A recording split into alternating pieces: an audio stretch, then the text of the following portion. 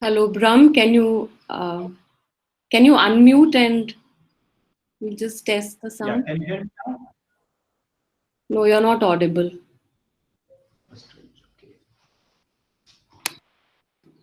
Apologies to everyone. We've had a bit of a tumultuous start to this session. Those of you who joined a little early know. So can you hear me So now, Rasmi? please bear with us and give us 5 minutes to get this session going. Brahm, Hi, your sound is still not coming through. hi. Sorry to interrupt, but actually we can hear him quite clearly. Yes, yes, even I can hear him clearly. Okay, so I think Rasmi, hello. Yeah, actually, Brahm, we can hear you very clearly. I think there's some problem at their end.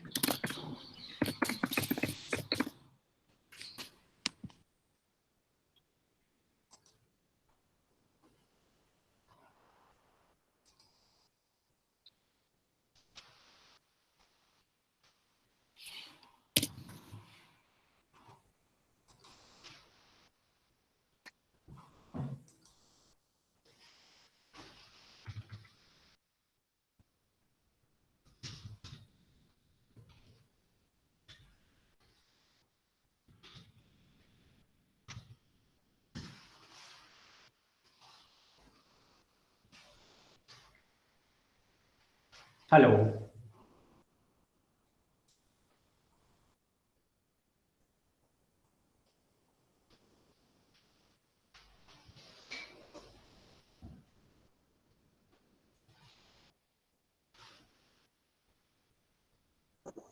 Okay, am I audible now? Yeah, I can hear you. Okay, great. Great. Thanks. Okay, so good evening and welcome to this episode of Mesa Terra. This is a series of public talks and discussions organized by the Department of English and Cultural Studies, Christ University, Bangalore. And the talks we've organized so far are available for public viewing on our YouTube channel, which is called Mesa Terra as well. So please do follow it for future updates on upcoming talks. So just by way of an introduction to the series, in formulating this series, we've drawn inspiration from the Egyptian novelist and political commentator, Adaf Suif, and especially from her book, which is titled Mesaterra Fragments from the Common Ground. This is a book in which she envisions Mesaterra as a meeting place, a middle ground or an area of overlap. It's a space where cultures, languages, and people from varying socio-political backgrounds, belief systems, ideological as well as identity positions come together. Sounds almost utopian to us in today's day. But what we found very inspiring about her imagination of a Mesa Terra is that she also imagines these overlaps as doing the job of sort of shading each other to inspire and to create a depth of perspective through these encounters. I think it's very fitting to the imagination of this series of public talks that our speaker today is Dr. Prakash, who will be laying out for us some of the key arguments in his recent book, Cultural Labor, Conceptualizing the Folk Performance in India. And it gives me personally great pleasure to welcome Brahm Prakash, who's also an ex-colleague from the School of Arts and Aesthetics at JNU. And before I hand the platform over to Shahin Riza and Nikita Nadar, our students on the MA in English and Cultural Studies program, who have helped to organize this session, to introduce Dr. Brahm Prakash, I'd just like to make a couple of logistical announcements. The talk itself will last for about 40-45 minutes, if that's okay with you, Brahm. And that will be followed by an open discussion, a public discussion for another 30 minutes or so. So if you have any comments or questions, please put them into the chat box as Brahm delivers his talk. And we'll then pass the mic around, so to speak, and you can unmute and elaborate upon your comments and questions. I just want to make an announcement also that we've had some undesirable kind of audiences, because we shared the link as a public link and we didn't ask people to register. So as you know, things circulate and go viral. So we have some performers who are wanting to join this session. And therefore we are being very careful about allowing entry to only people whose names we can recognize. Unfortunately, this is not how a public talk should be. But if you have friends who are trying to join and that they are being denied entry, please put their name in the chat box and we'll make sure that we'll let them in. So over to you, Shaheen, to introduce Dr. Brahma Prakash.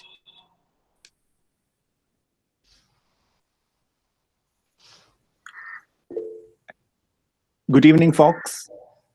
In this great platform, Mezzatera, where a plethora of ideas and voices converge, we have here with us this evening Dr. Brahma Prakash, who is currently working as an assistant professor of theatre and performance studies at the School of Arts and Aesthetics at JNU, New Delhi. He is the author of Cultural Labour, published by Oxford University Press in 2019, and the forthcoming one titled Gaddar, Songs and Memoirs of a Maoist Balladeer, which is to be published in 2021 by Westland. Dr. Prakash, after his master's in Chinese aesthetics and philosophy from National Central University at Taiwan in 2008, he took his PhD in theatre and performance studies from the University of London. His areas of specialization includes theatre and performance theories, rites, rituals and protest studies, regional theatre and performance traditions, non-Western aesthetics, Dalits and Adivasi cultural performances, marginalized cultural performances, as well as oral histories. He is also the recipient of numerous awards and honors, including Government Scholarship from the Republic of China or Taiwan in 2005, Reed Research Scholarship in 2009, Central Research Fund Grant of University of London, Dwight Conkerwood Award of Performance Studies International in 2013, and Crash Quit Fellowship at Cambridge University in 2019. His columns on arts and culture have appeared in various platforms like The Outlook, The Wire, Scroll, The Quint, Indian Cultural Forum, and in many other platforms. His research basically focuses on the regional theatre and performance traditions of India and South Asia with relation to questions of marginality, aesthetics, and justice. So on this evening, my folks, he will be talking about cultural labor and the production of values in folk performance in India. So Dr. Prakash, in his book, Cultural Labor, argues that the notion of service and not entertainment is central to culture and performance in caste-based society of India. It is a form of service to pay the ritual debt. Music, dance, ritual exist in the form of service and obligation. And once it becomes an obligation, it becomes a trap, he says. It may happen as much as communities perform and participate in those rituals and performances, they produce their own enslavement. To drum or not to drum is not just a matter of choice now. It is rather a service condition of performance in which performers are placed. In this situation, it is not paradoxical that while singers and musicians can be considered impure, their performance may become the highest offering. This service has to be performed as a part of the very maintenance of the caste society, he says. It is this performance service in a hegemonic local context that he defines as cultural labor. So let's listen more about this in his own words. Over to you, sir. Thank you so much. Yeah. So thank you, Rasmi, and thank you, Sahi. I have never provided this long kinds of bio of what I have done and all these things. So, but again, for your generous kinds of introduction. So today we are going to discuss about. So we are going to discuss about cultural labor, and thank you so much for giving me this opportunity. Of course, in Bangalore, we had several discussion around this book, and I think Bangalore, I got a kinds of opportunity that I rarely get in other parts of India. So with this kinds of and thank you so much for joining me. I think quite a number, and I hope I stand to your expectations. So today I'm going to discuss about like whole idea of the cultural labor and what I term as a kind of service, like how we can see performance as a service in Indian context. So what I'm going to do first, before I go to any kinds of discussion, I would just like to play some of the videos and hope you can hear and you can see those videos. And after that, we can ask some very fundamental questions. So two of the questions that I ask constantly in my work is like, what are the performers' investment, what they are investing and what they are producing. So two questions, like, generally, like we have a whole debate around this whole disparate categories of culture and labor. And when we are thinking about culture and labor, then generally we had this whole kinds of compartmentalization in which like both the categories are considered two different sets of categories. But I think if you want to understand these kinds of performance, then only idea would be to bring both these disparate categories together. That produces some kinds of values that can be considered both as a part of culture and certain notions of labor, and how to bring these categories of labor and aesthetics together. So let me show you some of the videos, some of those performance videos, and after that we will come to this debate about what I have termed as what I have called or termed as a cultural labor.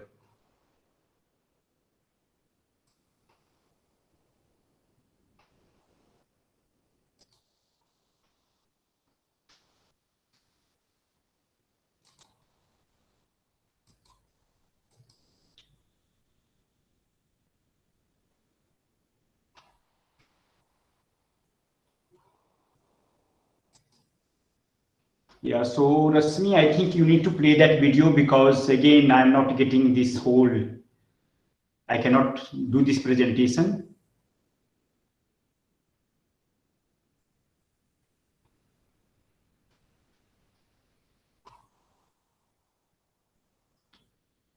Rasmi, can you hear me? Yeah, I can. I'm just going to try and share it. One second. I'll just see if I can play it.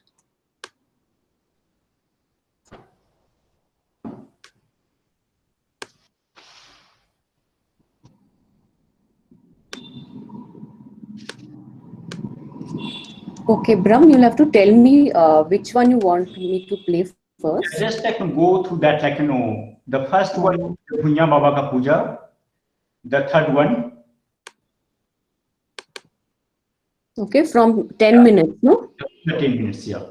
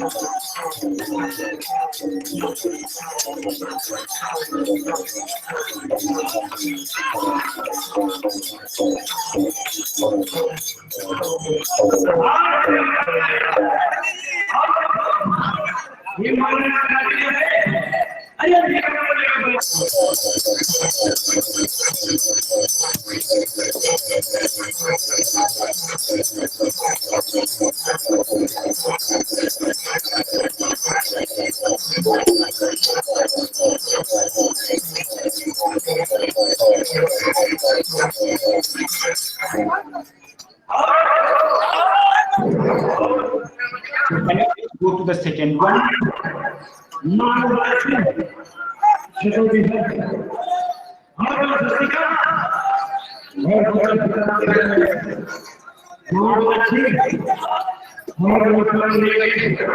you go to please go to the second one?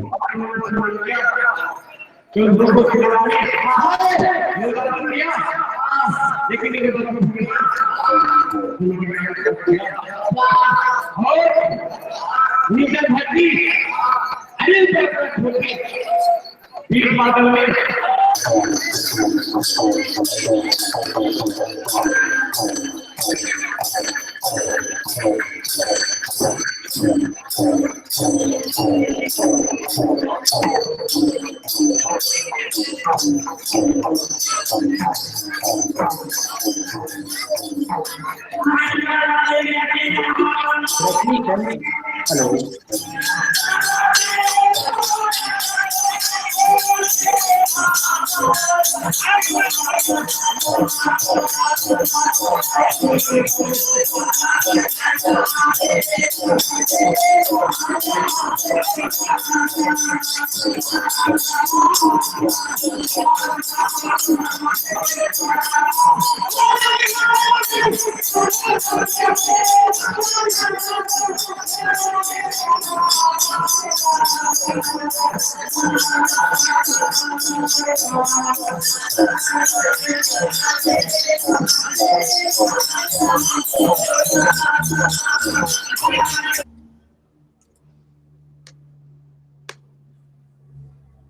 Okay, sorry. Which one do you want me to play now, Brahma? Fourth Four. one. Yeah.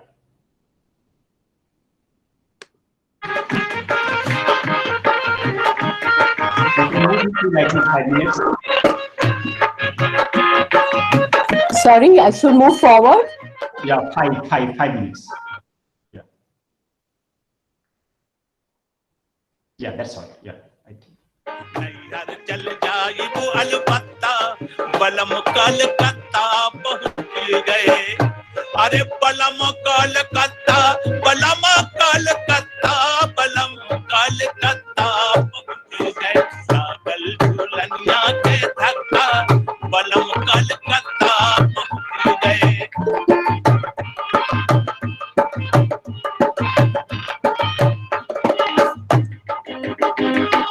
हमरो बलम्मा बड़ा भोला भाला भाई हमरो बलम्मा बड़ा भोला भाला बोलिया करजवा लगल जैसे भाला बोलिया करजवा लगल जैसे भाला पकड़ लिए गाड़ी आधी रत्ता बलम कलकत्ता पहुंच गए पकड़ लिए गाड़ी आधी रत्ता बलम कलकत्ता पहुंच गए लागल झूलनिया के धक्का बलम कलकत्ता पहुंच गए हो बलम कलकत्ता बलम Calcutta Yeah, can you go to the other video?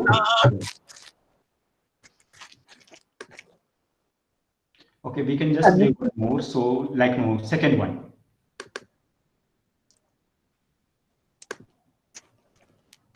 వందనమో వందనమమ్మ నా చెల్లెల స్వర్ణమ్మ వందనమో వందనమమ్మ నా చెల్లెల స్వర్ణమ్మ చెమట సుక్కల వందనమమ్మ చేను చెరకల వందనమమ్మ కన్న చల్లుల వందనమమ్మ చిన్ని పూనల వందనమమ్మ చిన్ని పూనల వందనమమ్మ బంధుకూల వందనమో నా చెల్లెల స్వర్ణమ్మ రైతుల వందనమే నా చెల్లెల స్వర్ణమ్మ బంధుకూల వందనమే నా చెల్లెల స్వర్ణమ్మ పక్క రైతుల వందనమే నా చెల్లెల స్వర్ణమ్మ తెలుగు సీమలో తెలంగాణరా తెలంగాణలో నల్లగొండరా కారం పొడిలో కళ్ళు నందుకొని గజాసాలతో కణం చేసిన నల్లగొండరా ఎర్ర చందరా నల్లగొండరా ఎర్ర చందరా నల్లగొండ పిల్లలువే నా చెల్లెల స్వర్ణమ్మ తిలకమ్మ తిలకమ్మే నా చెల్లెల స్వర్ణమ్మ నువ్వు నల్లగొండ చెల్లెలువే నా చెల్లెల స్వర్ణమ్మ నువ్వు తిలకమ్మ తిలకమ్మే నా Thank you.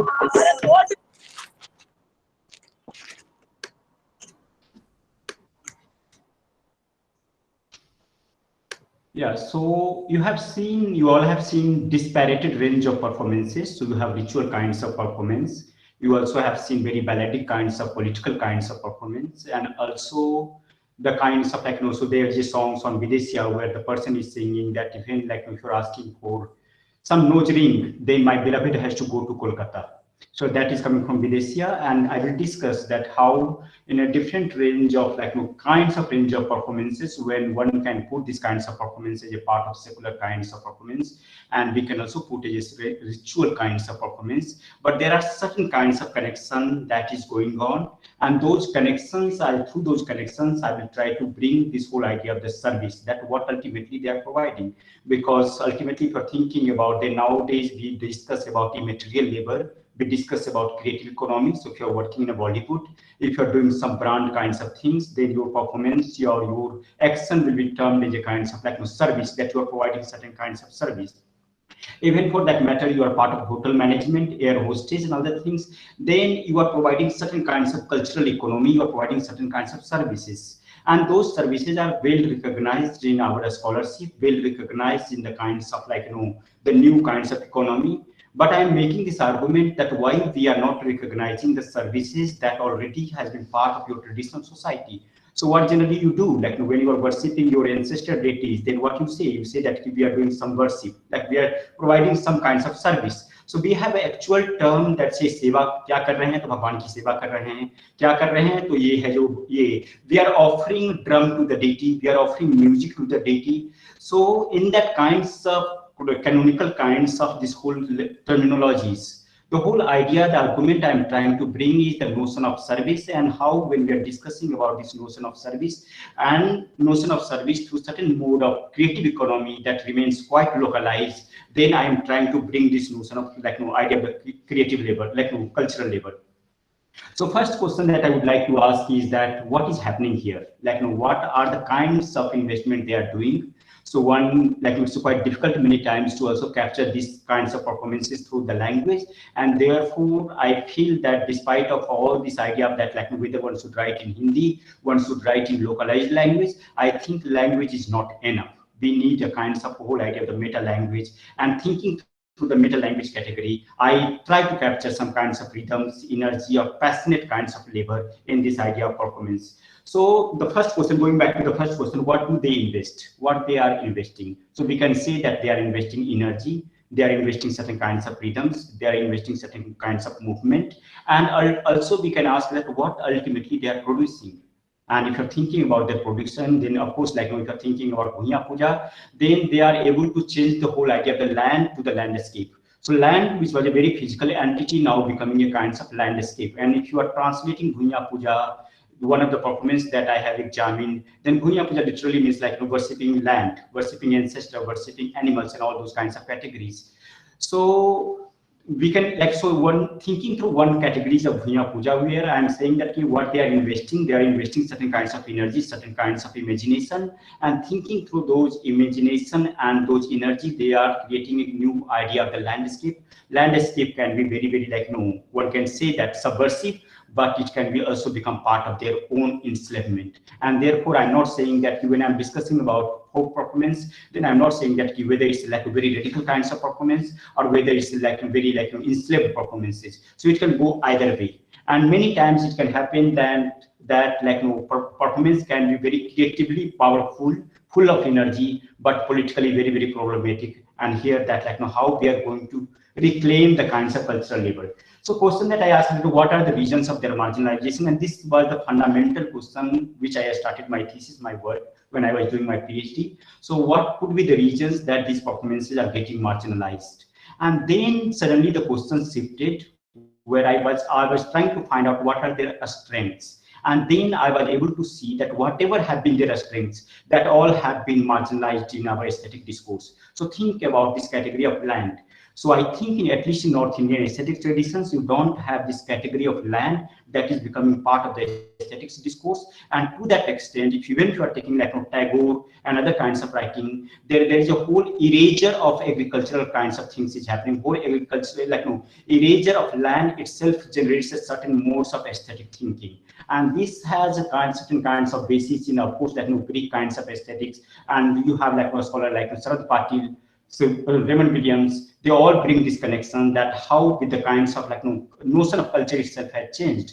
So notion of culture, if you're thinking earlier notion of culture, then culture was a cultivation of agriculture as well as cultivation of human faculty, and both were not separate kinds of category. But now if you're thinking about culture, then culture has just become certain kinds of very privileged category in that sense, and then it becomes so difficult that how you're going to think about that. So in a way, this is a study about a folk performance, and that is what conceptualizing the folk performance that becomes this whole idea. But in second, it is also a kind of examination of the relationship between culture and labor. It attempts to bring two disparate categories together, that is culture and labor. It asserts that without understanding this relationship, the folk performance cannot be evaluated in caste-based society. Second, performance traditions are neither just so many times there you have a whole sets of a scholarship that will say, oh my God, this is a very radical kinds of performance. And you have other sets of our scholarship that will say, no, these all are very part of the feudal culture, very part of that kinds of a chattel society, and that to an extent true. But I'm not thinking just in the terms of representational categories, that I think also limits and narrow down our whole idea of the studies, and therefore how to think in a kinds of certain modes of thinking in which both these categories goes together.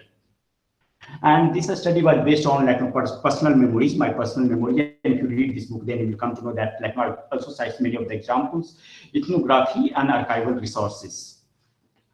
So what is happening in these kinds of performance tradition are that neither they are considered labored enough nor cultured enough. So if you are asked labor historian, they will say, no, my God, but they are not doing the labor, they are just doing the entertainment. And if you ask our aesthetics discipline, people who are coming from aesthetics discipline, and they will say, no, but it's good, but it is not aesthetics enough. It's not cultured enough.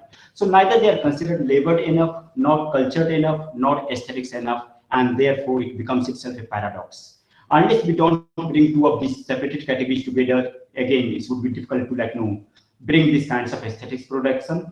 The separation of culture from labor becomes the yardsticks to understand art, culture, and aesthetics. And I was giving you an example that how this whole separation from the agricultural labor, whole separation from the land category, you already have if you're thinking about South Indian aesthetics, then you have very significant category of Tinai. But even Tinai becomes very, very problematic many times, because this whole idea of Tinai, that landscape, gets reduced to these two ideas. Either it's about war or either it's about love. And you don't have that kinds of certain kinds of of course one can read certain kinds of political category within those lanes, but again it erases certain kinds of materiality that I would like to bring here.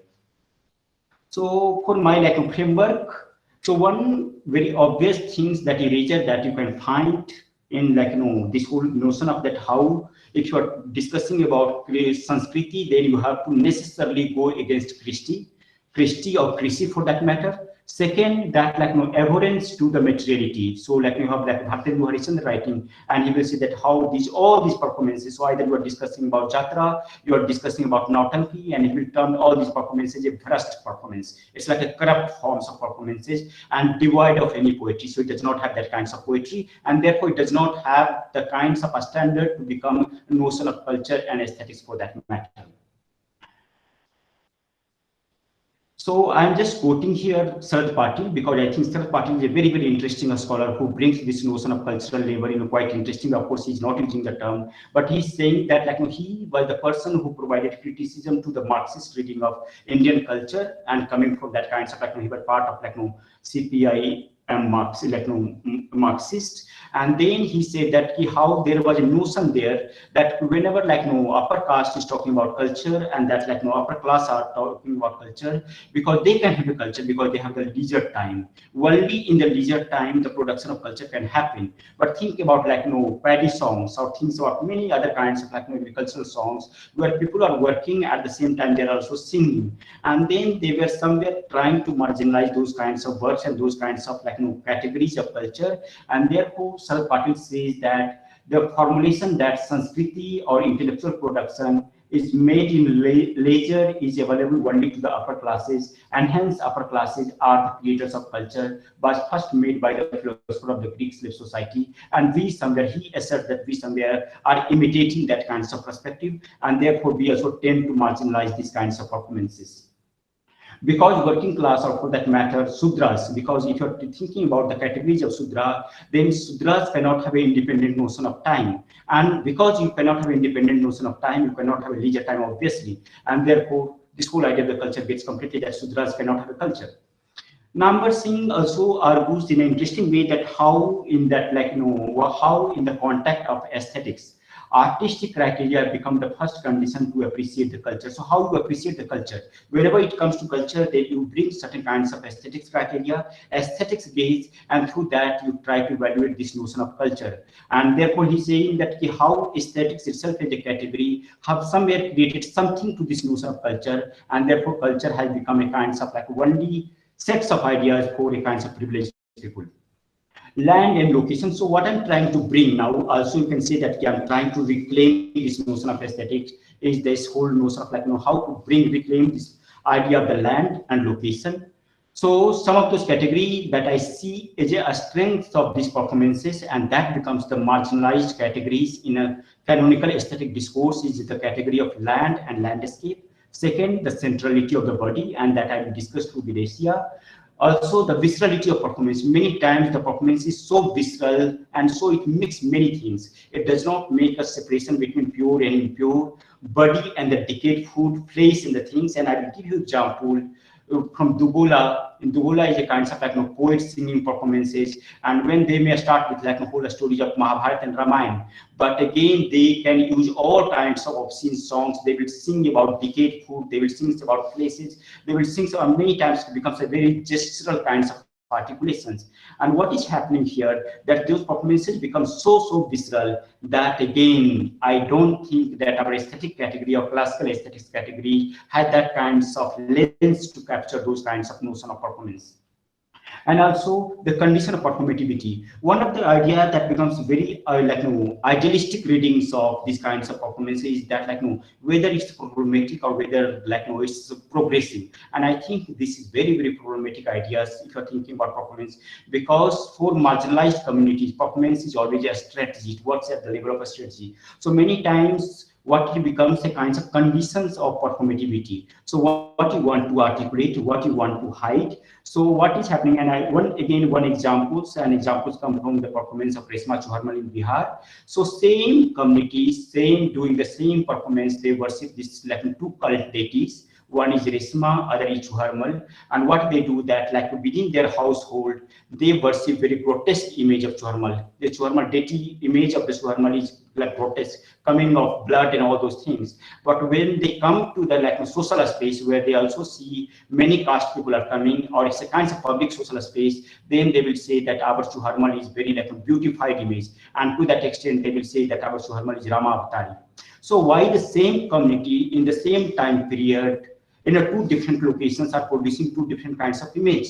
And this tells us that maybe one idea, the grotesque image, is not working in our social space, or maybe the beautified image is not the idea that can be comprehended and analyzed in their that kinds of household space. And this says that how the contradiction itself becomes the part of the certain kinds of articulation. And our problem is that we want to put in a very neat category that okay, this is problematic and this is not problematic. And I think that ideas has to be seen in a more complex ways. And finally, I say that is there a possibility to reclaim those performances? And what happens when one reclaims these kinds of cultural labor to that extent? And so, for example, you have example and brilliant examples, very, I would say, devastating examples from Telangana, where all these categories, almost all these categories are coming into the performance. For example, so Gadar and Jannatamandi, again, a kind of very radical kinds of performances are trying to bring the question of land, they are trying to bring the question of materiality, they are trying to bring the certain kinds of notion of bodies that was not available in public space. So Dalits as a category was not seeable, they were untouchable, unseeable in public space. And what happens though when those subjectivities come to the public space, and then you will see that out of 50 or 55 major artists, 35 have been killed.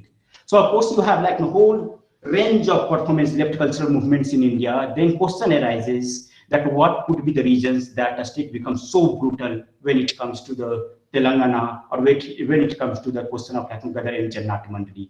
Of course, it was most of those performers were coming from a specific caste category, they're coming from a specific location, and they were trying to bring a specific modes of materiality. And I see that would be the reasons that a state becomes so brutal, it's quite unparalleled in the world.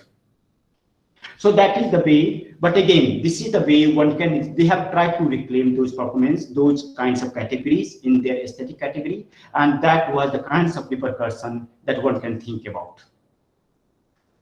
So now just to give you idea that how I define this idea of the cultural labor and what is the need, I have said that okay. So what could be the need, like how we can define? So I will just cite two examples, and I think those examples will link you to this whole idea that how I'm trying to define this idea of the cultural labor. And this is again a quote from like a Tamasa artist, where this is an interview, I'm reading that interview, and she's saying, Santabai is saying that many a times my sisters and parents have requested me to give up this life of Lavani, but I could not do it because I love being in the tamasa. This is a habit that I cannot give up. Just like alcoholic cannot give his drink, I cannot give up the stage. The art of tamasa is like a nasa, addiction, just like a person's addiction to pan, bitter leaf, and cigarettes. An empty day without programs make me sad. At the end of the day, this profession gives me both my livelihood and happiness. So this is one example. So you have a story of many, if you talk to these performers, there are many performers who have left their home, completely they have left their home. And if you're thinking about Jannat Mandli and all these radical performances, they have been killed, and they knew that this may happen. Like if you're going to join Jannat Mandli, then there's a possibility then that you may get killed. But again, it was not that they were like a very politically committed artists, therefore they joined. It was a passion for performances, and that like brought them into the part of this Jannat Mandli. You have third example is like a story of Bittabai Imam, again a legendary Lavani performer and Tamasa performer. So what has happened and she says in that interview that she was pregnant, she went to performance, she went to the stage, and she was performing on this, she was doing this Lavani performances. She has also signed that contract that she is going to be part of this production. And then, between that performance, she felt labor pain. She went to that back stage, she gave birth to the child, and within 15-20 minutes, she came back to the stage and she performed. And then one reporter was asking her that what could be the reasons that you came back to the stage again? Is it because you have signed the contract? And she said, no, that is not precisely the reason. Because the audience were so enthralled, they were so passionate, and I was getting that kind of energy and things that I could not stop myself. And this, again, it is a very passionate production of labor. So, and you have the concept of Londas in Bihar, female impersonators. So they many times becomes infamous to that extent that Naach becomes an act of humiliation. Like one of the articles now I'm working is that how in North India, Naach itself becomes an act of humiliation. Every time you go to dance, every time you produce your own self-humiliation in that sense. But despite of all these things, they are coming and performing. And this is way I have tried to define that it is the enactment of intense, passionate, ritualized and aestheticized notion of production of values in a specific cultural context that I call cultural labor. So dimension of labor as an effective, sensuous, and creative activity connects it to the artistic and cultural realm. Labor enters into the domain of performance, and the aesthetics and performance, the labor becomes a hypothesis in the formation of what I termed as cultural labor. Such performance with their effective dimensions, effective qualities become emblematic of sensual, emotional, and intuitive investment. And that is what I was discussing about it, that what ultimately they are investing. They are investing all the imagination, they are investing their passion, they are investing their very strong creative energy. So you have so what cultural labor produces is culture and aesthetics value, taste, judgment, cultural status and social status. And that is what happens. That for example, if Shahrukh Khan will do one brand, then he can make a lot of money. But again, the same people, if these people will dance, then they can produce their own marginality.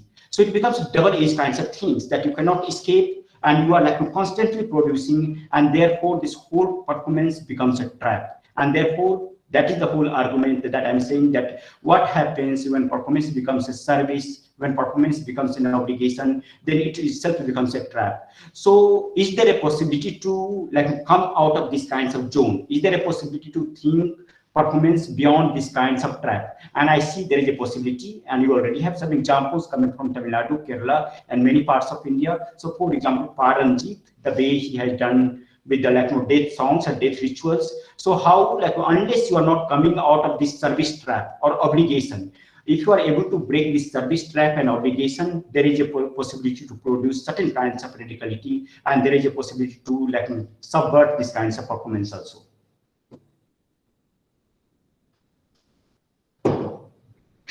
So you have like so now we can see performers as a laborers or performers as someone who provided services in three contexts. One, in a very fundamental context, performer as another kinds of laborers are producing something, doing something for like wages. They are also getting some kinds of wages. They are also getting some kinds of gift many times, and ritual gift, and they are producing some things. So this is the first kinds of thinking, like a first category in which we can think about performers as laborers. Second, that but they are not only producing something, they are also producing the condition. They are also producing a certain kinds of efficacy. They are also producing a certain kinds of a status. So if they are producing some kinds of, for example, you have like so many times you are doing it like if you are performing a music, then performers may get completely marginalized, but what they are offering can be considered as the highest gift.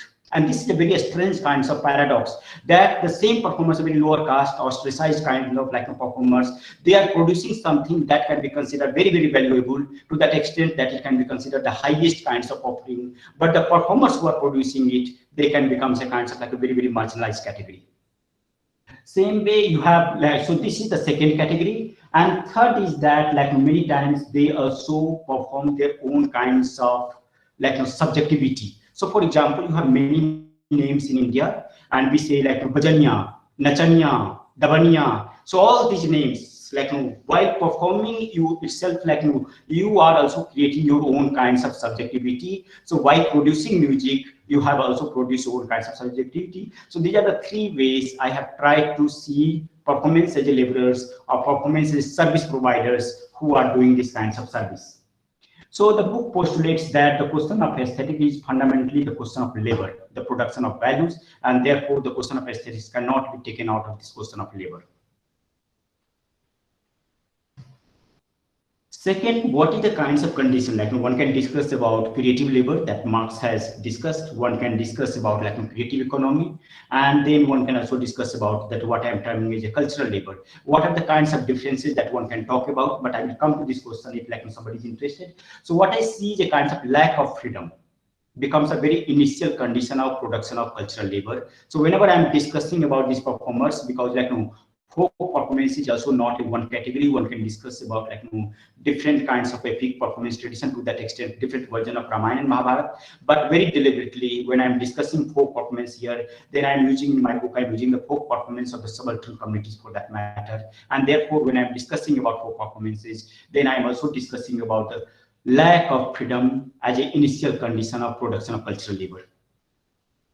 So you have like some chapterization. I will just try to like briefly go to the chapters, and I think that will give you an idea that how I have tried to bring how I have tried to bring this notions, or how I have tried to mobilize this notion of cultural labor. So in very first chapter, I bring this idea of the historiography, performance between traces and traces. So this whole idea of the historiography, for that matter, how these folk performances have been written by the historians. For example, how Bhartendu is writing, how Tagore is writing, how different the scholars, for example, British scholars and even Indian scholars have tried to approach. So what has been the kinds of, like some of those types or some of those representational categories through which we can think about that how this historiography of these performances have been done. Second chapter discuss about the landscape. Again, now I'm trying to reclaim and bring those categories that becomes the regions of marginalization, but at the same time, the strength of these performances. So second chapter is landscape, drumming the land in Bhunya Puja. So every chapter has one conceptual category and one kinds of empirical performances. But so for landscape, when I'm discussing about landscape, then I'm trying to bring this idea of the landscape through discussing this very empirical kinds of Bhunya Puja, the worshipping of land as a category, and I'm trying to bring those ideas. Second, third chapter is about materiality, how to bring this whole notion of materiality, and then I discuss about Videshiya. And if you are thinking about Videshiya, then Videshiya can be exactly translated as a theatre of migrant laborers, because this is a kind of my location has been Bihar and Uttar Pradesh. And when you are thinking about Bihar and location, Bihar and Uttar Pradesh, then you have a huge migration. People go from like Bihar and Uttar Pradesh to different parts. Like this is not a kind of like a story I should tell you, but yeah, it like if we translating Videsya, then Videsya can be translated as a theater of migrant laborers. That way. So what happens that during the festival, during the wedding season, many of these performers come back to their village, they come back to their location, and many times they themselves perform this theater of migrant laborers. To that extent, the person who founded this Videsya theater, he himself was a migrant laborer in Kolkata for 30 years. He came back, Bhikhari Thakur. He came back from Kolkata and started this theater where he was discussing about very notion like that time colonial displacement and displacement from colonial migration becomes a very significant event for that matter, where you have a lot of migrants. They went to Caribbean countries, and then he started writing about Videsya and all those kinds of difficulties that society was facing that time. So when I'm trying to bring this materiality, then I bring certain kinds of notion of jokes and obscenity, certain categories of the body language, because if you're thinking about these performances, then lower parts of the body become central. How they take the movement, what is the kinds of special kinds of location of these performances, and how they bring certain notion of materiality that we can discuss about. Fourth chapter discuss about viscerality as a category, conceptual category, and then I bring a new performance. It's called Dugola. Dugola is a poet singer's performances. So what is happening in these performances? I don't know how many of you know about Bhojpuri music industry or cinema industry now, but if you're thinking about precursor or even parallel to these kinds of industry, then you have a very popular kinds of performances called Dugola. Two singers will come and compete. Many times 4 singers will come and compete. So many times what happens that it becomes a very interesting kinds of event where all the villagers from that singer will go and participate in this event, and they will support as you can see it is a kinds of football matches happening between two teams.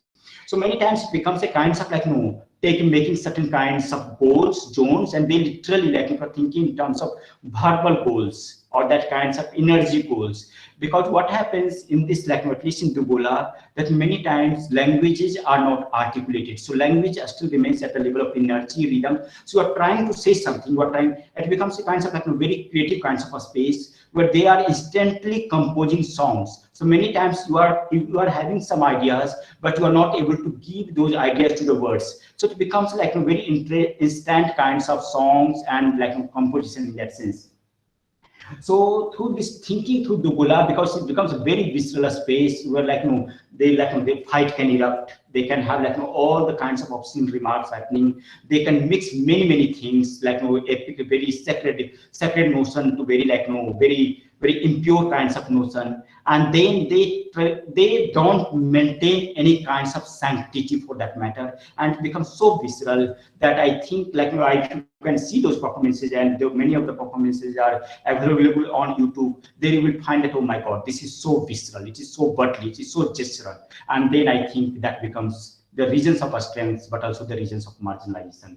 And finally, I come to this Gadar and Jannatmani. I have told you, given you that examples, but again, I just bring this category of choreopolitics, because choreopolitics is a term that I am using from dancer scholar Lepechki, and he's saying and this whole idea comes in an interesting way, because you have a very interesting saying, interesting statement by Hannah Arendt, where she said that we know how to talk politics, but we don't know how to walk politics. The point is to how to walk politics, because whenever it comes to walking, whenever it comes to the body kinds of enactment, the whole things our politics fails, our progressivists, whole progressive kinds of lens many times fail. So I can give you a lot of lectures, but maybe when it comes to the kinds of actual bodily engagement and those kinds of connection, then maybe the whole things completely fails. And just to give you example that how I'm trying to bring this idea, to give you very a personal example for that matter.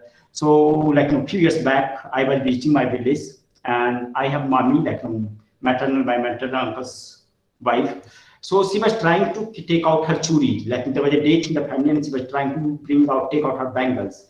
And what was happening that I tried that being a kind of so-called progressive, I was trying to help her to bring her bangles out. And then I thought that so I was very sensitive. I was trying to become very sensible in that sense. But when I took out the bangles, then her hand was full of blood. Now question comes that where I felt. where I felt when it comes to that kind of choreo politics. And that is the way I am saying that how choreo politics could be the reasons that Gadar and Jannat Mandi came under so violent attack. Because not necessarily, like of course they were singing and bringing a lot of different kinds of metaphors, but it was also different kinds of bodily movement, bodily gestural movements that they were trying to bring that a state, maybe like when you're showing one finger to the state, and like this performance is Dalit, and if you're showing it like that finger out showing some kinds of indication to the state, then a state may not take in a kinds of like very nice way, and that would be the reasons that we can make this whole connection of choreo politics. So this has been the kinds of chapterization. I don't know how much time we have, Rasmi.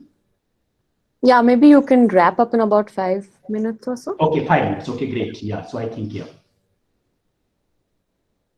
So just to give you some more examples to bring you this connection. So for example, landscape. When I'm saying landscape, then am I trying to impose some kinds of like outside categories on this category? So first of all, like a performance itself called like Varsi for the Bhunya Puja. And what happens in many parts of North India, and I think it must be happening in South India also, that when you are going to buy land, then you are not just buy land, you are also going to buy the spirit of the land. And that has been a whole new remarkable debate that is happening in Himachal Pradesh and Uttarakhand, that many times lower caste will sell their land, but then upper castes are going to buy that land, but they're not just going to go buy the land, they're also going to buy the spirit of the land, and they have to worship. The condition is that they are going to also worship that land. Then a lot of these kinds of transformation and exchange, that kinds of transaction, it's a very interesting kinds of transactions happens, and that is the way we can think about this. So erasure of the land in the mainstream aesthetic discourse, that becomes one of my like very idea of theorization, that how erasure of the land, like land as a category completely disappears. Second, you have like whole thing like in Bihar. So when I was giving you this example of Videshiya theater of migrant laborers, then you will find that during the Bhakti poetics of Bhakti movement, Krishna became a very like a popular figure in those regions. But during the Videshiya, that kinds of migration time, Krishna also becomes a Videshi who is going to work in Kolkata, who is also going to work in like other parts of India. And then you can see that how whole materialization of that kinds of idealized figures is happening. So it was happening in both ways. So what is happening here? That it does not mean that it has completely erased the efficacy of Krishna. Krishna still maintains certain kinds of divine efficacy or a spiritual efficacy, but Krishna is also acquiring some new notion of materiality, and this is the interface in which we can discuss about this whole materiality and materialization. Third, like coming back to this like visceral and this Dugola kinds of performances, so it becomes like performance becomes defending the zones from verbal goals. So it mixes life with death, death with erotica, desire with disgust, food with decayed face, belonging with displacement at the sensational and excessive level. And visceral is considered, since visceral is considered very sensational and corrupting, it is the excess of body, language, and rhythms, and it is the excess. Like this becomes too much excess, and that again I think creates certain kinds of problem for very canonical aesthetics kinds of discourse. Same way, taking about performativity, and just to give you another example, so you can make this connection. So one connection I was making, like so Resma Chuharmal is a love epic, popular love epic from Bihar, where you have Chuharmal coming from Dusad community, Dalit community, and Resma is coming from Bhumihar upper caste community. So it becomes also more a contestation, like a whole like a caste conflict. To that extent, in 1998 or 1996, the person who was playing the role of Chuharmal was shot dead on the stage. It's very much recorded, and many times this performance also lead to the caste conflict in Bihar, several regions of Bihar. So, but again, this like a cult has very interesting kinds of genesis. So if you read the colonial kinds of documents, then Resma Chuharmal will be considered as a kind of a spirit deity. He's just a spirit deity. But when the Maoist movement and other kinds of radical movement was happening in Bihar, then Chuharmal is also becoming a kind of Maoist hero. He is the, but it was not like Marx Lenin Zindabad, they will call Marx Lenin Mao Zindabad. It was like Chuharmal Baba Ki Jai. That was the slogan of the subaltern communities in Bihar during the movement. So now what I'm trying to bring, that many times we see that this is a ritual kinds of things. Same way, I can give you another example. So when Gadar sings, then Gadars also creates a whole ritual kinds of efficacy, and it is the ritual efficacy that made his performances more popular at the community level. So I'm not reading like the whole has been the whole like very very normative idea of reading this kinds of ritual as a ritual because it is something traditional, something from the past, something that cannot be political. I read ritual and these kinds of festival as a kinds of registers. So if you're thinking through this political category of registers, then I think there is a possibility to make like Chuharmal can be also read as a very like secular kinds of figure, and Gadar can be also read as a very ritualized kinds of figure in that sense, but not in terms of like sacred secular kinds of domain, but thinking through these kinds of registers. And finally, like just I would like to say that what I mean by that whole definition, I would like to read that how Lepechki defines this idea of the politics. So he writes, the formulation of the collective plans emerging at the edges between open creativity, daring initiative, and persistent, even a stubborn iteration of the desire to live away from the polished conformity. And this comes again choreopolis. So basically, there is a two idea that if you are going to like participate in any protest nowadays in Delhi, Bangalore, or anywhere, then you will find that police is leading you. Basically, police is showing the direction that okay, this is the way. Now you stop. Your time starts now. This is time is over. So how to create some kinds of paradigm that goes against this whole choreopolis kinds of a status or choreopolis kinds of a space. And therefore, I think that in that way, Gadar and Jalnad Mandali at a point of time in history also provided this kinds of lens where they cannot be captured through the choreopolis state. So yeah, so that's all, and I think I will stop here. But thank you so much. Okay, thank you, Brahm. That was, I think, a very wide kind of scope that you sketched out for us. Of course, we all need to read your book when the paperback version is out, I suppose. The book we've ordered is in the library and none of us can access the library at the moment. So I think some of us have read the introductory chapter, which is available online. So, a number of thoughts that occurred to me as you were speaking. There is a question in the chat box, and if anybody else has any questions, please do put them in the chat box. We'll take them in sequence. But just as a sort of initial response, there are four things that I would like to kind of, respond with. One is the question of biopolitics, which is, what we also end with. And the fact that, you're of course discussing, your book looks at the question of caste very closely, but the Sanskritization of the body, so to speak, for the lack of another term, in some sense is very closely also linked to biopolitics, and sometimes often the deliberate transformations that we, put our bodies through in order to perform as another body, to distance ourselves or to reclaim. And one thing that you seem to be indicating is this kind of mobility that these performing communities might have to be the migrant laborer's body in the city, but also when you go back to, as a be the Bidesa and do all the, performances. So one is the question of biopolitics and whether the multiplicity of the performing body in some sense can be thought about as a response to the oppressive state, right? Who's the violent state. So that is one point. The second is to do with questions of form and content, and this has been a debate that cuts across theater and performance, visual arts, contemporary art, and the whole huge debate around vernacular and contemporary or modern art. So I won't make a comment on this, but sometimes one, it strikes you that the very elements that are seen as being excessive and therefore alienating within certain folk traditions or local traditions would actually be seen as avant-garde in contemporary work, right? So let's take the example of performance art versus performing arts. And performance art, arts, of course, kind of draws its lineage even in India to the visual arts.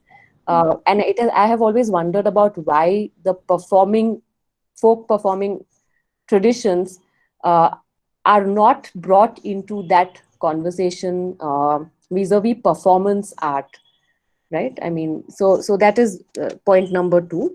And the third is that I'm wondering how you spoke about cultural labor, and of course, the idea of the creative and cultural industry in a singular sense is given to us by the Frankfurt School, and then later is revised and all of that by people across different parts of the world, not just in Germany. Um, but that anxiety at that point also 100 years ago stemmed from the mediatization and technologization of culture, right? So today when we speak in the context of folk performance traditions or rituals, there has for a long time been a mediatization of those performances, especially in cinema. Lavani and Tamasha have played a very major part in Marathi cinema, at least. And I mean, how Bhojpuri cinema has become so big. And there are also other local traditions, practices, especially with the kind of cheaper availability of video cameras and so on. So just to give 2 examples, since you spoke about Gadar, one of there's a genre of films that emerged, Telugu films that emerged, called the Red Film, which used a lot of folk songs and music for their own kind of political agendas and became hugely popular. These are all low budget productions, and drawing upon the, let's say, star persona of Gadar himself in some sense, right? And if you look at Bengal, in the Purulia district, which is the Manbhum region, again, Manbhum is a kind of movement for language as well as a cultural identity. There one sees emerging what has been by some scholars alluded to as the genre of Manbhum film and video, which is again leveraging a very multilingual, it's not Bengali, it's a mixture of Odia Bengal and Hindi and all kinds of things, to use cinema then to assert a cultural identity. I mean, a large part of the Telangana movement did rely on folk performances, folk songs, and also cinema. So my question then is, in the context of this kind of mediatization, which is being used by local communities as well, and it's also being used against them, do you see the possibility of revisiting the original kind of critique of the cultural industries by reconsidering what the media and technology is actually doing as part of these, not as being outside, but as belonging within the world of the local folk in some sense? So those 3 main points, if you can respond to that, and then we can, there are other questions in the chat box that we can take. So I think this all needs a lot of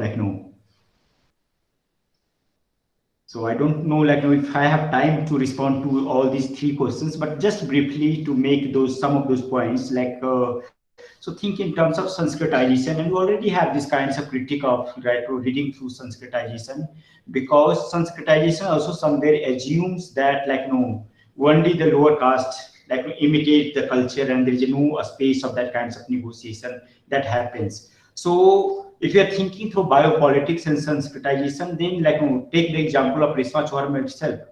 So this, if you're going to see their theatrical modes of production, then in that theatrical modes of production, what is happening, that they will say that, okay, we are Rama Avatari. They will try to create the whole Sanskritized body with all this Chandan, Tika and everything.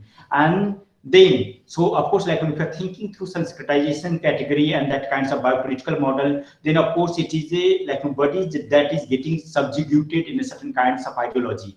But at the same time, this is the category, this is the body that is able to provide the resistance. Because if they are going to produce the grotesque image in that kinds of a space, then they may not provide the resistance. That resistance, the idea of the resistance may not work. Only through becoming the Kshatriya or Brahmins or taking these kinds of category, they can provide some more strong kinds of resistance. And that is the way, at least the Resma Chorma, the things were working in this context. And you have several examples where becoming Kshatriya, taking that kinds of biopolitical model of Brahminical body politics in that sense. One is also able to provide certain kinds of resistance. And then it becomes very difficult to say that Sanskritization necessarily is a kind of like, reactionary categories, because yes, one way one can read is a very reactionary categories, but other way also reading it is also category that can provide some kinds of resistance, because grotesque is a category may have failed to work in that context. You do the whole grotesque thing, and that has been the whole tragedy of like Dalit and subaltern comedy performances, that you keep crying, you do the whole subaltern like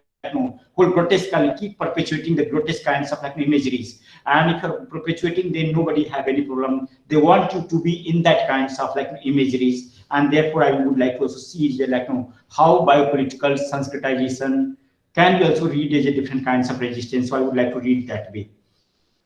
Second, like thinking for this idea of the form and content, I think like again for me this is like I think this is the debate now almost like whoever is working either in performance art or like performing arts and all these kinds of classical dance to that example. I think this whole debate of form and content has been like dissolved to that extent. So we can think about like multiplicities of the bodies and things. Same way we can also think about multi. So I would like to see like in terms of not to seeing the things through like a form and content. I would like to see it as a kinds of science. So we can take like maybe sign up to that extent. We can take sign of the spirit, sign of the drunkenness, sign of the revolutionary. So if you're thinking through the sign, then sign is a form as well as a content. If you're thinking through the register, then register is both a kinds of like fit into both these categories. And at least I have tried to do these kinds of exercise in my own approach. So for me, that way I will say that like form and content does not like becomes a huge issue for that matter. Yeah, I agree with you, like quite agree with you. I can show you many of the four performances that can be read as a performance art, where like so if you're thinking through performance art, then it becomes very bodily, very immersive, and all those categories becomes the parts of the performance art, the contemporary performance art. And if you're seeing some of those performances, then it becomes so violent many times. And to that extent, if we are taking like Marina Abramovich term, where she will say that we don't know the limits of our body. So I think even for performances, you have several genres where you will say that okay, there is no limits of the body, and that becomes a kind of like paradigm in which like one is inaugurating these kinds of performances. And therefore I will see that it is just a kind of like two different kinds of spaces. So performance art also has a certain different kinds of capital. And if you're thinking about the four performances, then of course it's a different kinds of capital, in which otherwise I see if you're thinking through the register, if you're thinking through certain kinds of sensibilities, then I can at least see that like both the kinds of formations are not so radically different. So that would be like my response. And the third, like, yeah, interesting question that I am now working now. This whole mediatization, like, you have like a lot of YouTube, lot of these kinds of cinemas, the small budget cinemas are coming. And to that extent, you are right that in Telangana, that has what has happened. That how Maoist movement has also become the part of the mass movement. So from Maoism to massification, that can one also criticize that how like it has gone to such a mass level that it also lost its own kinds of radical efficacy, and that has happened. So that is the case that I'm still working now, and I would not like to make a lot of comments about this whole mediatization. But yes, in these kinds of very like mediatized is, of course, like performers are using a lot of these kinds of technology. They have been very much part of this kinds of technology and part of like dissemination and circulation. So yeah, so maybe after a few years later, I will respond to your questions. This question, at least, like the fourth questions. Okay, thanks. Thanks. Yeah, I think we can continue this discussion. And before we just kind of, start taking questions from the chat box, I'm actually now very, very happy that we're getting a chance to have this discussion, because I think some of our early engagement with cultural and creative labor started with the seminar workshop that Rustam Barucha and Soumyavrata Chaudhary had started in JNU, where all of us from theatre, cinema, and the visual arts departments had come together to kind of address this question of cultural and creative labor from our very different disciplinary perspectives. So, Brahm, congratulations on the publication of the book. And we will now take questions from the chat box. Nikita has a question. Would you like to unmute and ask your question?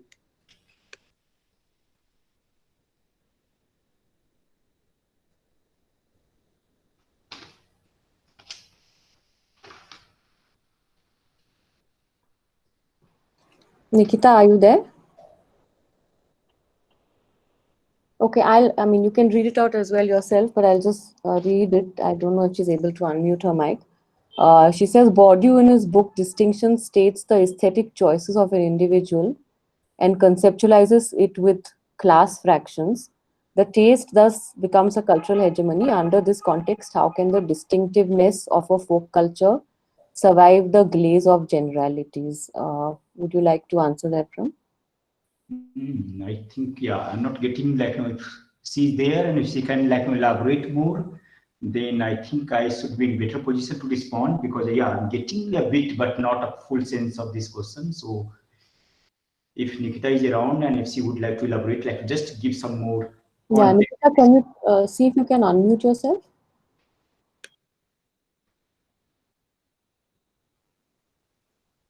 Okay, while she tries to figure that out, maybe we can move on to the next question, which is from Shahin. Shahin, your audio is audible, I think. So can you please unmute?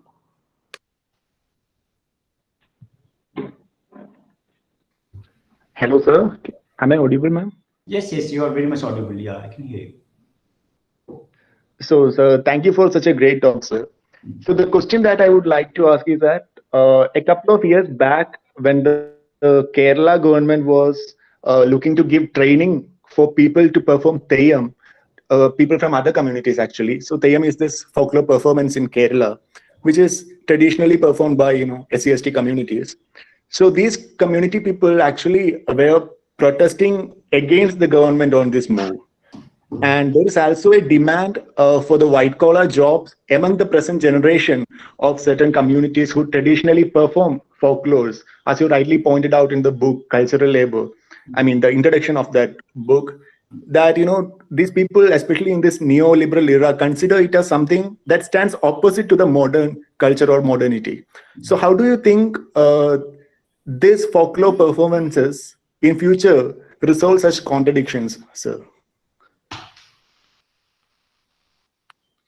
Yeah, so again, very interesting question, and again, it needs a lot of reflections. And I think, like most of these performances are also region has its own kinds of locality and things are unfolding in a new ways.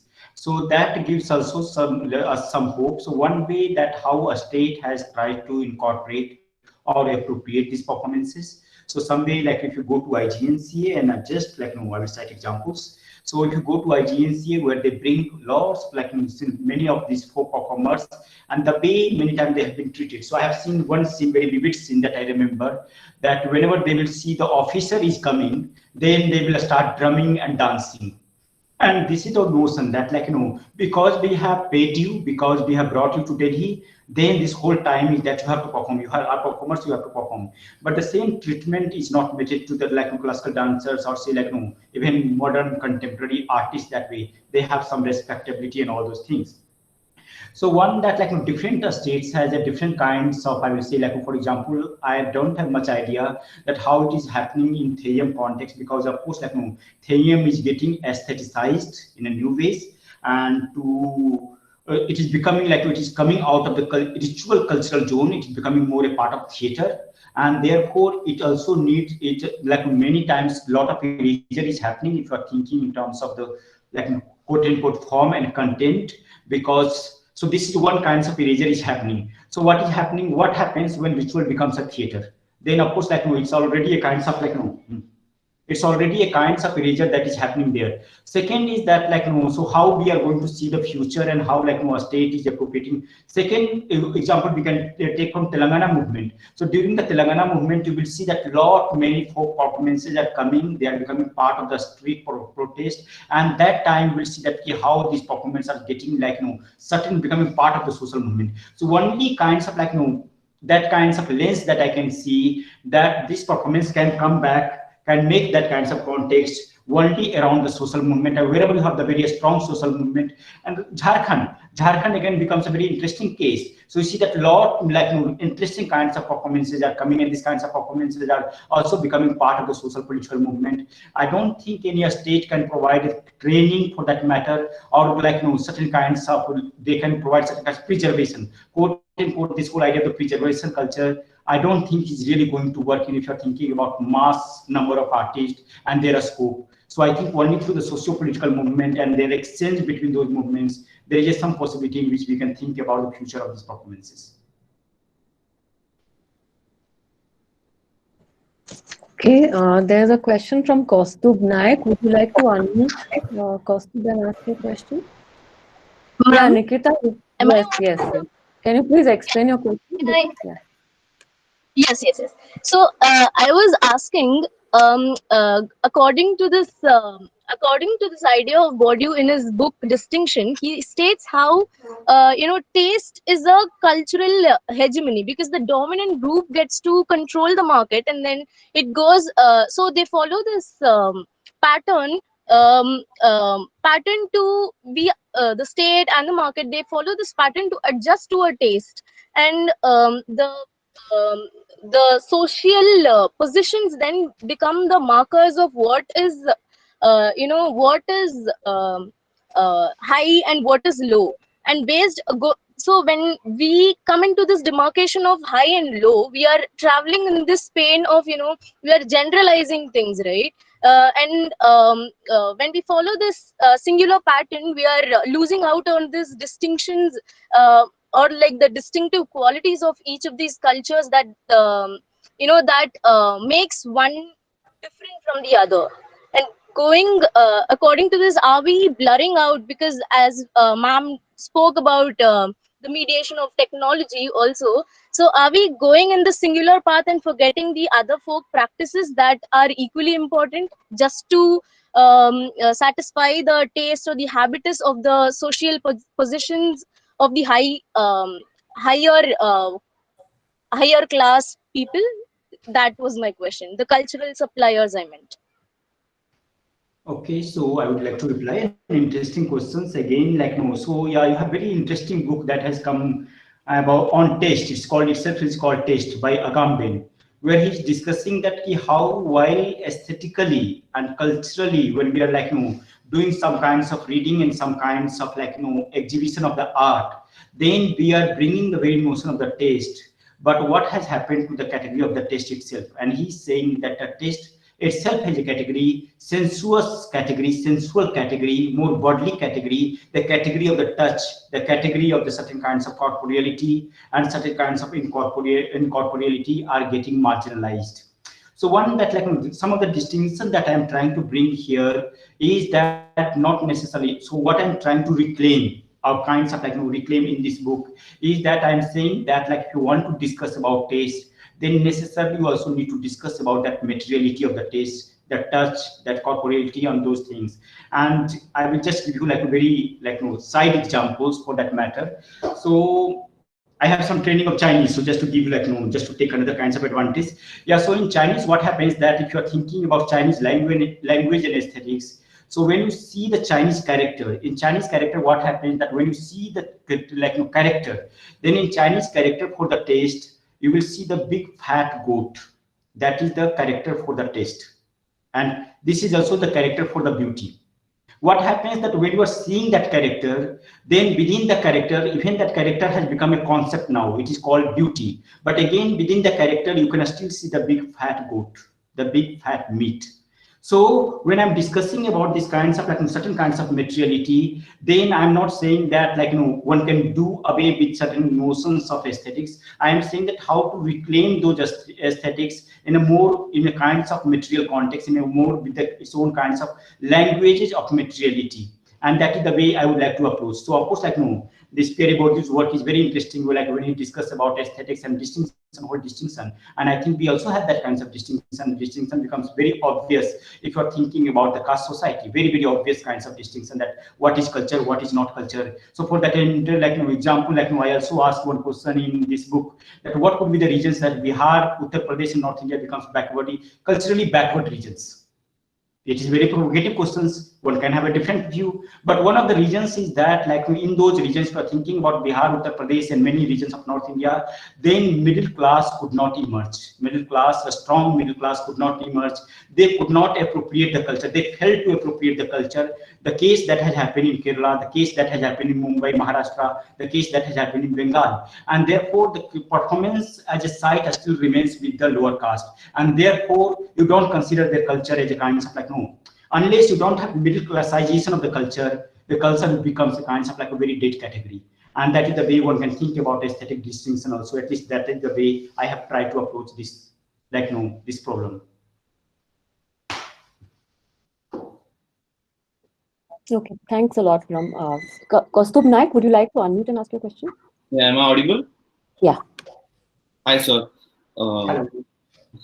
So, I mean, what I wanted to ask was, I mean, it follows from the previous two questions actually, is that it's not that Kathak is sort of like, superior to, let's say, a Videsya performance in itself, but it's the difference is produced through sort of knowledge production, right?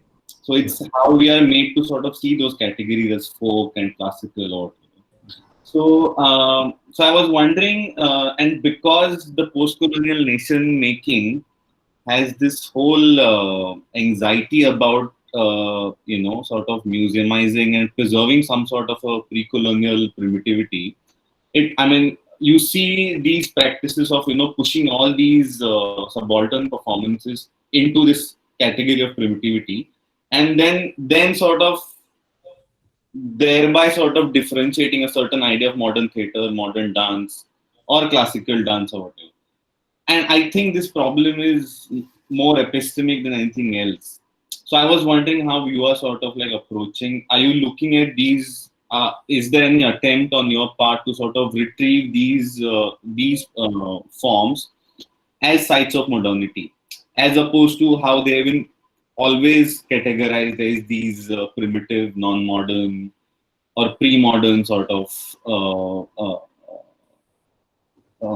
forms? Okay, so thank you, Kaustubh. Like, we could have like this whole discussion here, but yeah, of course we have COVID, so we cannot have this.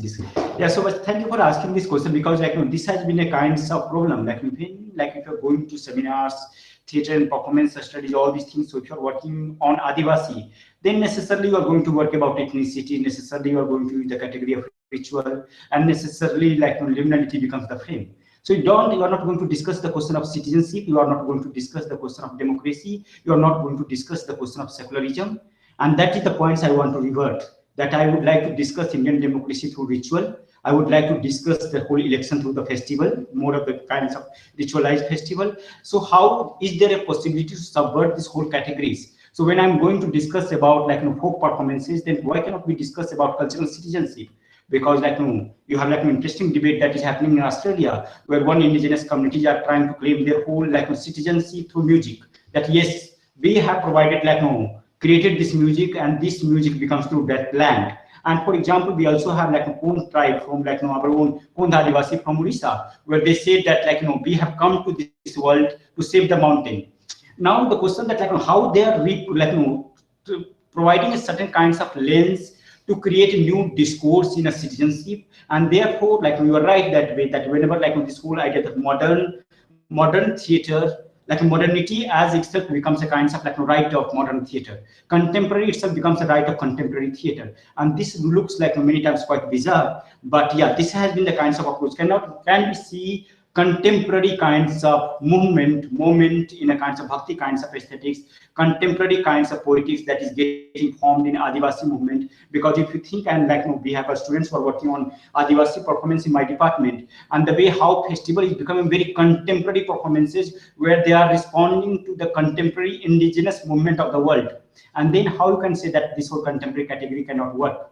And this, I think this category has just becomes a certain kinds of privileging. This has becomes a category to like make certain kinds of erasure, to deny certain kinds of a space. Otherwise, at least for me, I don't see any substantive argument to have these kinds of category that as contemporary is a property of contemporary dance. Like if you even if you are thinking in terms of abstraction, even if you are thinking about language and dance, then there are many performers, many communities who are doing and offering these kinds of discourse in terms of body, in terms of gestures, in terms of many other things. So yeah, but this again remain a kind of very dominant regimented discourse that we are not able to like someday get out of that.